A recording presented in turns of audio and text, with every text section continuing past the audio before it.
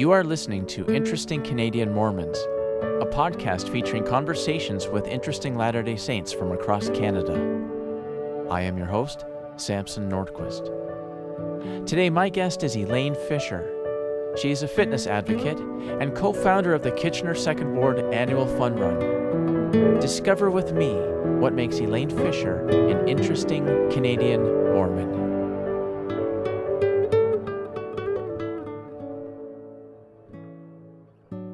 Today, I'm very excited to have a very special guest, Elaine Fischer. Hello. Hello. Welcome. Elaine Fischer is many things. She is a piano teacher, a former gospel doctrine teacher, former young women's leader, or current young women's leader? Former young women's leader, former primary president, Yep. Former gospel doctrine teacher, mother of four. She's married to John Fischer, and she's an avid runner. Am I missing anything? No, that pretty much sums it up. That sums it up? Okay. Yeah. She's also the organizer of the Kitchener Second Ward Fun Run, and that's what I'm going to be talking to Elaine about today. So right off the bat, what is the Kitchener Second Fun Run?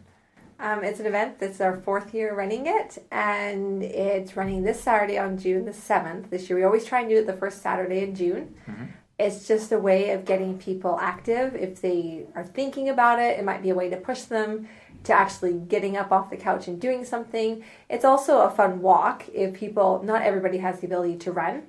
So we do offer a 5K walk as well. And if you really want to push yourself, then we offer the 10K run.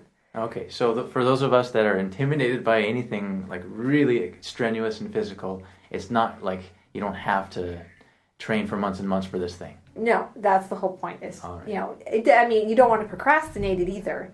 Okay. It is something that, don't think that you can just get up and necessarily the average person just walk 5 kilometers. Your feet will be pretty sore. Right. But it's something that you should definitely think about and start to prepare for. But it doesn't take months or anything. A couple of weeks and you could be good to go. All right. And everybody's invited, like all ages? All ages. If you're a young child, then of course we ask you to be buddied with an adult. Okay. But other than that, it's open to anybody. We have some that are walking a little bit less because of health reasons, but are still determined that they're going to do 3 kilometers and just not taking any of the trail routes because of their age. That's perfect. Is it a competition? It's really an inner competition. And there's a few people that just between themselves have a little bit of a competition. But in general, it's just for fun. It's lightly timed, meaning we just, time it from the start. And as you come in, we kind of write down a time. But it's not chip timed. It's not accurate. We're not posting results anywhere. It's just for your own benefit. All right. So that, if you do it again next year, you'll be able to compare results for yourself. And, to see if you've improved. To see if you've improved. All right. And have you been training? A little bit. Right. Normally I do, yes, but actually a bit of a knee injury right now, so I won't be pushing any personal best times. Let's just put it that way. All right. But I will still be doing it. Nothing will stop me from doing it. Just won't be my best time. All right. The reason why I wanted to talk to you about this is because this has been going on for quite a while. This is the 4th annual Fun Run, and you've been involved every single year. Yes. How did you get involved with this project? Did you suggest it, or did someone approach you and ask you to be involved? A friend of mine, Jeanette Williams, you might remember her, lived in the area, and we both took on running and started to do running events and decided that just together one day when we were at the park with our kids, just thought it would be fun to host something small, but like our own, and get other people involved, because as much fun as the events are, events anywhere else cost money. This one's completely free, so it's open to anybody. So there's no financial constraint to this. Whereas some runs can run anywhere from $50+. Oh, really? So we decided that this would be something for everybody and for families to get involved in, and it's completely free. And so we thought we'd just ask if anybody would be interested, and sure enough, people were actually interested. That's awesome. How's the turnout been over the past 3 years? It's definitely grown. Last year, I don't know what our final results will be, obviously, for this one, but last year was our biggest number of people, and if I'm correct, we were at about 65 people participating in the actual event, plus we have volunteers on the side.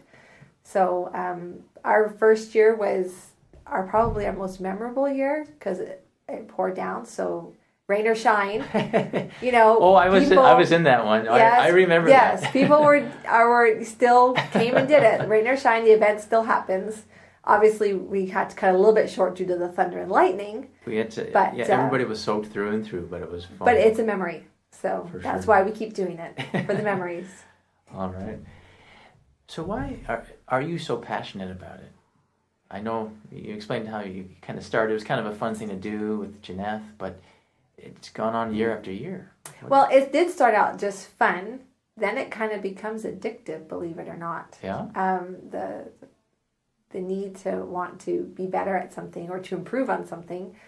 But more than anything, it was, it's for me, running or just being outside, it's time to myself too. So it's time for me to reflect on anything. As I run, sometimes I don't even have music and I just run, and then my own mind, wanders, and sometimes it's just bugs me. So this event is really, it's more than just a one-day thing for you. This is kind of a way of life.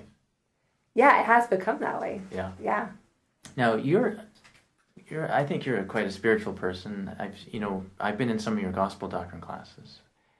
I've seen you, and one of the things I forgot to mention is that you're also the coordinator for, I guess, members cleaning the chapel. What's that calling called?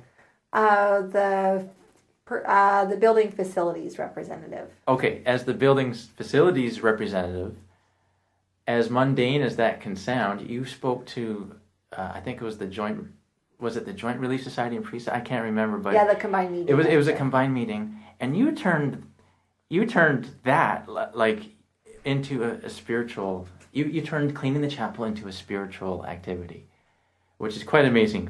That's quite awesome. I wanted to ask you, how is the fun run a spiritual activity? Well, I think anything can be spiritual if it comes from the heart. And I think that's kind of the basis of it. We do something because we have a love for it.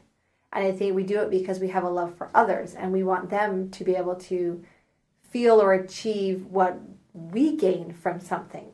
So when it comes to cleaning the building, for instance, by cleaning it and taking care of it, then we have a respect for it. When it comes to running, I think by preparing for something and, eating healthy and taking care of ourselves, we have a respect for our bodies, which ultimately is what keeps us going through life.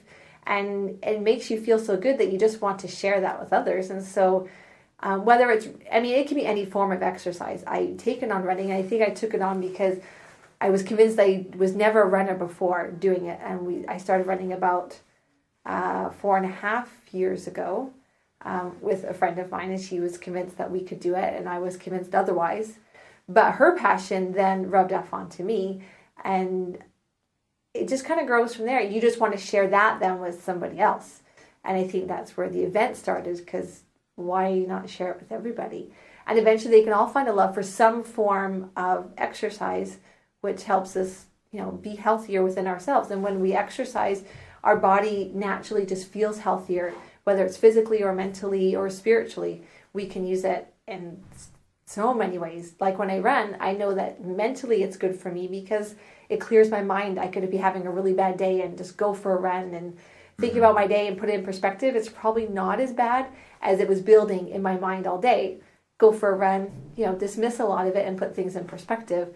And I think the same thing goes, spiritually. I could be struggling with the calling or, your children or whatever. And by the time I've done my run, I have answers, that I didn't have beforehand because I got time to myself. So it's kind of all evolves into, it's separate, but it all evolves into one thing. That's awesome. Yeah, I guess a whole person is not just mental or not just spiritual and not just physical, but it's all of those things. It's a package. As we neglect part of the package, then other things start to fall apart too. Yeah. All right. What would you say to someone who would say, I would love to get into running, or I'd love to get into any kind of exercise, but I just can't. I'm too busy. My schedule is way too packed. I've got too many things to do. What would you say to them? I could say we're all in the same boat, and I get it. Mm-hmm. And we can all be busy, But I think it goes back, to that good, better, best. We can all be busy doing really, doing good things. But are we busy doing our very best things? Can we prioritize things? I mean, it's not something you have to just get up and do like an hour every single day. It needs to start in baby steps, like anything. Because I think if you dive into the deep end right away, you just end up quitting. Right. So, you start with small things. So, can I get outside for 10 minutes today? Can I get outside for 10 minutes 3 times a week? Can I make it small and then grow it big? I mean, when we started running, we only started running 1 kilometer at a time. And even then it was walking most of it and then running it. Oh, really? Because running is different. I was really good at sports growing up, played a lot of sports, but didn't do a lot of running. Long distance running was just, I just thought I was going to collapse and die. And but then I was just jumping into the deep end, and you can't. It's like anything. You just got to take it in baby steps first. And so I think if you're really busy, if you looked at your schedule, there's probably 10 minutes of wasted time somewhere that you could probably put more productive somewhere else. And that's where I would tell people to start to look at where are we wasting 10 minutes here? And we all are guilty of wasting a few minutes. And I look at you, and you're probably one of the most busiest people I know. Like I know you have more than one calling. Primary. I'm in primary. You're in primary. I forgot to even mention that. You're in primary, right? You do the facilities. What is it called again? The building facilities representative. Right, building facilities. That can keep you busy. And you're a mom of 4. I mean that keeps anybody busy. Oh, I'm a taxi. That's for sure. You teach. I mean, I know you're a piano teacher. You teach regularly, and all of these things. And I work part-time. And you work, I didn't know, where do you work? I just marketing for my dad's company, Quarterback Financial Group. So your plate is so full, and yet you still find the time to do this activity that most people would say, I'm too busy to do that. I have to make the time for it, though, or everybody else and everything else will eat up my time. So this is a priority. Like it's one of the things. Yeah, I do have to give myself the time to do it. And sometimes it's a matter of me printing off a schedule for my exercise, my running, whether it's going to the gym or whether it's running outside. And I try and follow that. Otherwise, somebody will use up your time for you. Whether right. It's my children, whether it's my husband, whether it's a church calling, whether it's an assignment someone's asked me to do, whether it's to play for someone, do whatever. It's easy for other people to use up all of my time and then I'm left with nothing for me. And then my day becomes, so the exercise for me becomes that to rejuvenate myself. And if I don't do it, you start to wear out really quickly. So you got to take control of your life. You got to take control of you got to be the driver in the driver's seat. Do you find by doing this exercise, you actually have better control over your life? At times, because yes. of it? And because I feel better about myself, then therefore I feel like I can give to others. Yeah. But when you're busy and people are running your life, then after a while you have nothing left to give anybody. You're just grumpy. Yeah. And that's no way to live either. So it's all about balance, but then we all have to find balance in our lives somewhere. All right.